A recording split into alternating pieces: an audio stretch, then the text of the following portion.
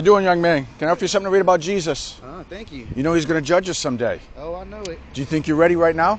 I know it. So you're ready. If Jesus would have come back and he would have asked you why he should let you into heaven, what would your answer be? I don't know. So you're not ready.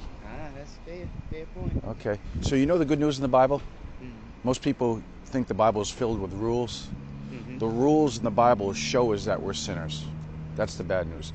The good news is that God sent Jesus into the world to conquer the penalty and power of sin. Mm-hmm. He did what we can't do. He lived perfectly. The Bible is, Jesus said, I fulfilled all righteousness. Mm-hmm. So righteousness, you need righteousness to get into heaven, because your sin, you're not righteous. But righteousness is found in Jesus. So the good news in the Bible is that if you trust in Jesus, not yourself, which most religions tell people to do, trust in your good works, you can have favor with God today.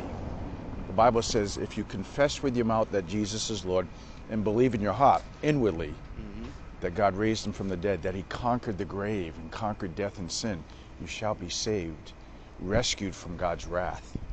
So what's your name? Brandon. Brandon, I'm Tom. I thank you for giving me 2 minutes of your life. I'm going to close up in a moment.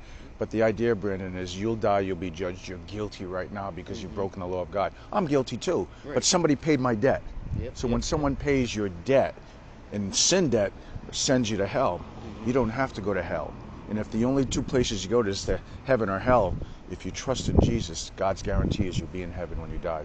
So what you need to do, Brandon, is you need to confess your sin to God. Acknowledge you're guilty. God already knows it, but being converted means we confess our sin, but then we see Jesus as the way to God, and we put all our faith in him. If you do that today, your home will be in heaven. I believe it. Religion says be good, and nobody's good. That's the problem with all these religions. They're telling people to be good.